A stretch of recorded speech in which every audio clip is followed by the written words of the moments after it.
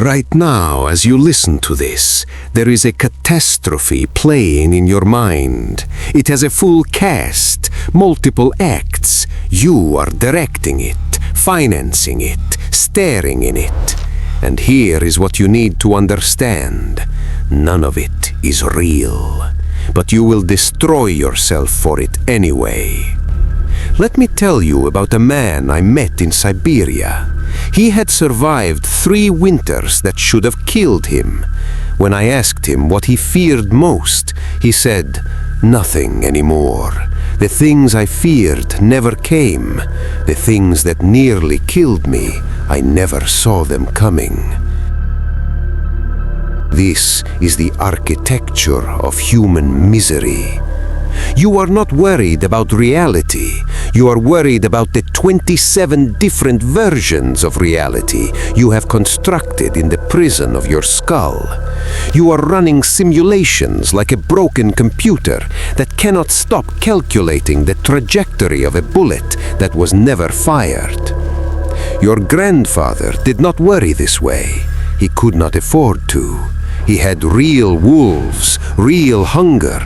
When the danger came, he acted or he died.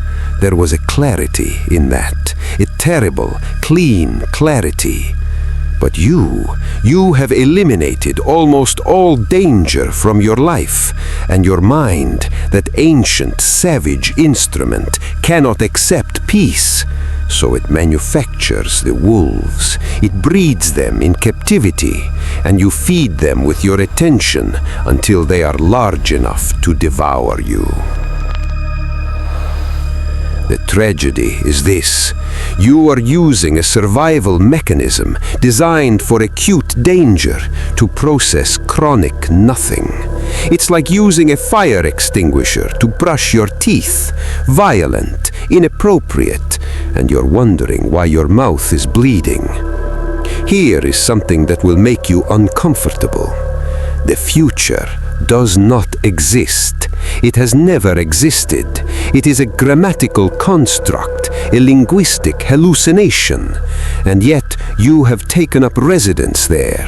You are trying to live in a place that is not real, worrying about events that have not happened, to people who are not yet suffering, in scenarios that will never materialize.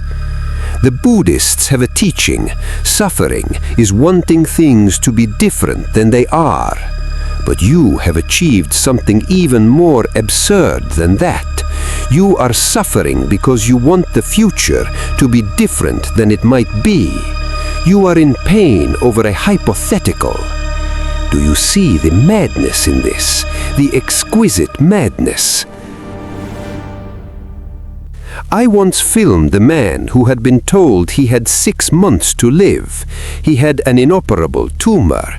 The doctors were certain. He spent 2 weeks in absolute terror, couldn't eat, couldn't sleep, said goodbye to his children. Then the tests came back. Mistake, wrong patient, he was fine. You know what he told me? Those 2 weeks destroyed me worse than dying would have.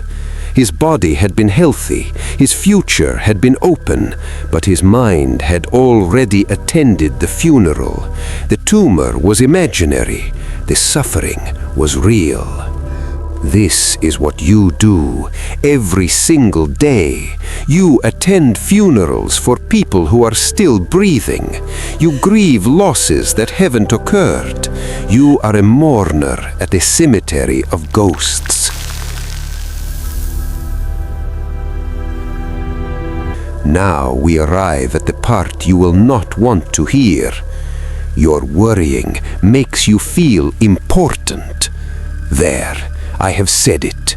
You tell yourself, I worry because I'm responsible, because I care, because I'm prepared. No. You worry because it gives you the illusion of control. It makes you feel like a protagonist, like the universe is watching you, like your anxiety is a magical shield that, if held up long enough, will deflect catastrophe. This is a remnant of childhood thinking. When you were a child, you believed your thoughts had power. If you didn't step on the crack, mother's back was safe. If you worried hard enough, daddy would come home. And somewhere, deep in the primitive core of your brain, you still believe this. You still believe that suffering in advance is a form of payment, a deposit on cosmic insurance. It is not. The universe does not take bribes, and your worry purchases nothing. I have stood at the edge of an active volcano. I have been in rooms with killers.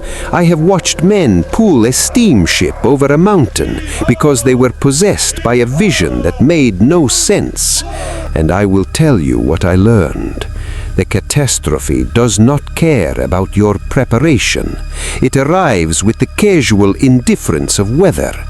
The only difference between people who are destroyed by catastrophe and people who survive it is this: how much energy they saved by not worrying about it beforehand. So let me ask you something.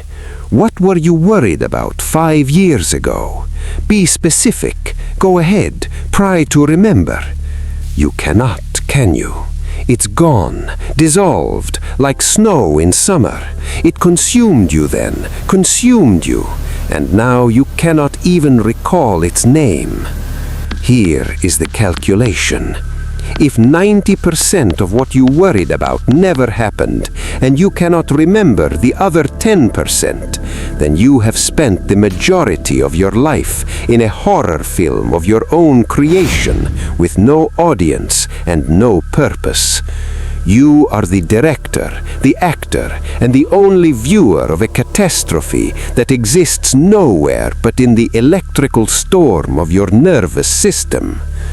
And the things that did go wrong, the real disasters, you handled them.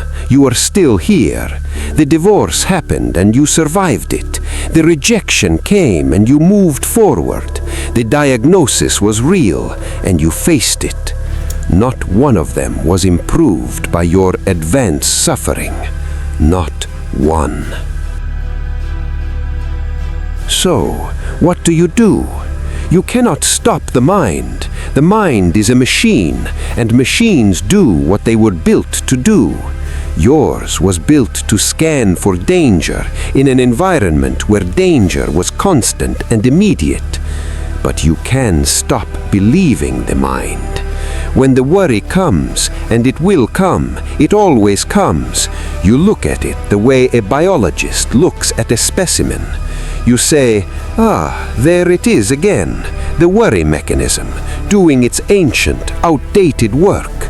You do not argue with it. You do not try to solve the imaginary problem.